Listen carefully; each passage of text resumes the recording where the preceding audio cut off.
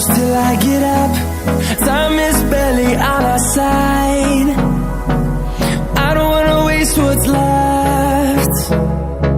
The storms we chase are leading us, and love is all we'll ever trust.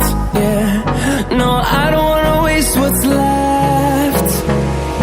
And on we'll go. বন্ধুরা কেমন আছো তোমরা? আজকে এসেছি আমি আরও একটা ভিডিও নিয়ে। তো আজকের ভিডিও পোলাও। তো আমি এখানে আজকে তোমাদের সাদা পোলাওয়ের রেসিপি করে দেখাবো। তার জন্য এখানে আমি নিয়ে নিচ্ছি 500 মতো রাইস। এখানে আমি চালটাকে ভালো করে পরিষ্কার করে নিয়েছি। এখন আমি চালটাকে পানি দিয়ে 2-3 বার ধুয়ে নেব। এখানে আমি পানি দিয়ে দিচ্ছি চালের মধ্যে। এখন আমি চালটাকে 3-4 বার পানি পাল্টে পরিষ্কার করে প্রথমে ধুয়ে নিচ্ছি। দেখো বন্ধুরা, এখানে আমি চালটাকে ভালো করে ধুয়ে পরিষ্কার করে নিয়েছি। এখন এটাকে আমি ভিজিয়ে 1 ঘন্টা রেখে দেবো। তো আমার এটা 500 বাসমতি চাল আছে। তো চালটা এখন আমি 1 ঘন্টার ধরে ভিজিয়ে রেখে দিচ্ছি। 1 ঘন্টা পরে আমি রান্নাটা শুরু করব। দেখো বন্ধুরা, আমি চালটা ভিজিয়ে রেখেছিলাম, 1 ঘন্টা হয়ে গেছে। 1 ঘন্টা পরে আমি ফিরে এসেছি। আমি চুলোয় চলে এসেছি একচোটে। এখানে চুলায় একটা আমি কড়া বসিয়ে দিয়েছি, গ্যাসটা অন করে দিয়েছি। আমি এখন কড়ায় কিছুটা সাদা তেল দিয়ে দিচ্ছি।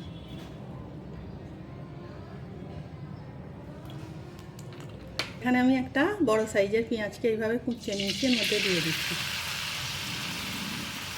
পেঁয়াজটাকে ভেজে নিচ্ছি। এখানে আমার পেঁয়াজটা ভাজা হয়ে গেছে, আমি এখন তুলে নিচ্ছি পেঁয়াজটাকে। এটা তুলে এইভাবে একটু ছড়িয়ে দিতে হবে, তা নাহলে এটা আরও বেশি ডার্ক হয়ে যাবে। তেলেতে দিয়ে দিচ্ছি 4টে তেজপাতা, 2 টুকরো দালচিনি, 4-5টা লবঙ্গ, 1টা এলাচ। একটু ভেজে নিচ্ছি তেলের মধ্যে। গোটা মশলাগুলো ভাজা হয়ে গেছে। চালটা ভিজিয়ে রেখেছিলাম, এটা পানি ঝরিয়ে রেখে দিচ্ছি। এখন আমি এর মধ্যে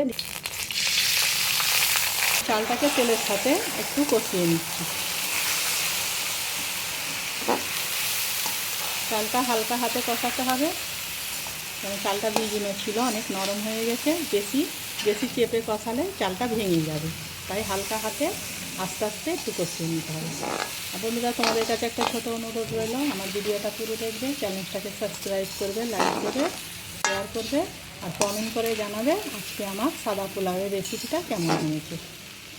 এখানে আমার চালটা কষানো হয়ে গেছে। এখন আমি এর মধ্যে পানি দিয়ে দেবো। আমি এখানে 500 চাল নিচ্ছি, আমি 1 কেজি পানি দিচ্ছি।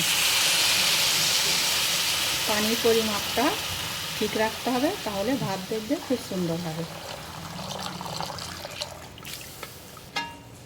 এখন এটাকে ভালো করে এর সঙ্গে মিশিয়ে নিচ্ছি। এর মধ্যে দিয়ে দিচ্ছি স্বাদ মতো নুন। এটাকে চুলার আঁচটা জোর করে ভালো করে একবার ফুটিয়ে নিচ্ছি। নুনটা দিয়ে ভালো করে একবার মিশিয়ে নিচ্ছি। একটা ঢাকনা দিয়ে এটাকে ফুটতে দিচ্ছি। কিছুক্ষণ পরে আমি ঢাকনাটা খুলছি। এটা আমার অনেক কমে গেছে। একবার ভালো করে উল্টে পাল্টে নেড়ে দিচ্ছি। এখন আমি চুলার আঁচটা একদম কমে দিয়ে ঢাকনা দিয়ে এটাকে রেখে দেবো। দেখো, আমি আবারও কিছুক্ষণ পর ঢাকনাটা খুলছি। এখন হালকা করে একবার নেড়ে দিচ্ছি এটাকে।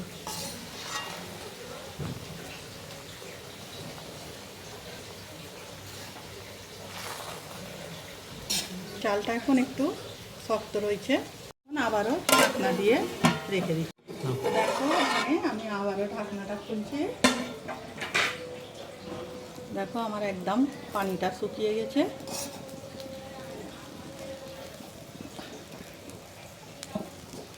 হালকা হাতে এটা নাড়তে হবে। দেখতেই পাচ্ছ ভাতটাও নরম হয়ে গেছে। এর মধ্যে দিয়ে দিচ্ছি স্বাদ মতো চিনি। মিষ্টিটা তোমরা তোমাদের টেস্ট অনুযায়ী দেবে, যে যেরকম মিষ্টি খেতে পছন্দ করো সেই রকম মিষ্টি দিয়ে দেবে। এটা দিয়ে একবার ভালো করে নেড়ে দিচ্ছি, যাতে নিচে মিষ্টিটা চলে যায়।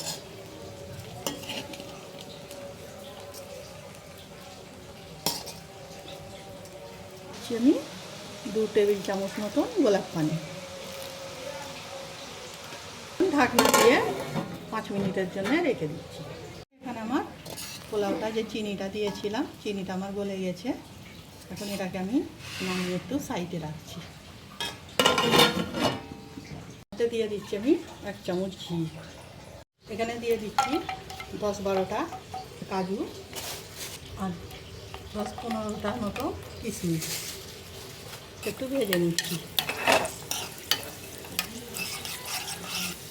এটা আমার ভাজা হয়ে গেছে, চুলাটা অফ করে দিচ্ছি।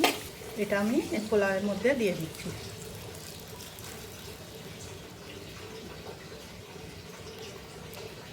আর দিয়ে দিচ্ছি যে পেঁয়াজটা আমি বেরেস্তা করে রেখেছিলাম, ওই পেঁয়াজটা। ঢাকনা দিয়ে আমি 5-6 মিনিট রেস্টে রেখে দিচ্ছি। তো দেখো এখানে আমার পোলাওটা কমপ্লিট হয়ে গেছে। আমি তোমাদের দেখিয়ে দিচ্ছি।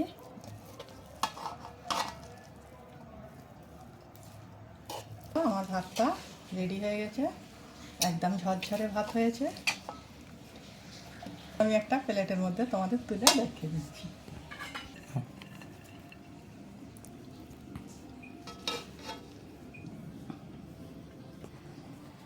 বন্ধুরা, এখানে আমার সাদা পোলাওয়ের রেসিপিটা কমপ্লিট হয়ে গেছে।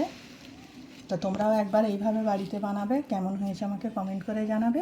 ভিডিও আমার এইটুকু, আগামী দিন আসবো আরও একটা ভিডিও নিয়ে। সবাই ভালো থাকবে, সাবধানে থাকবে।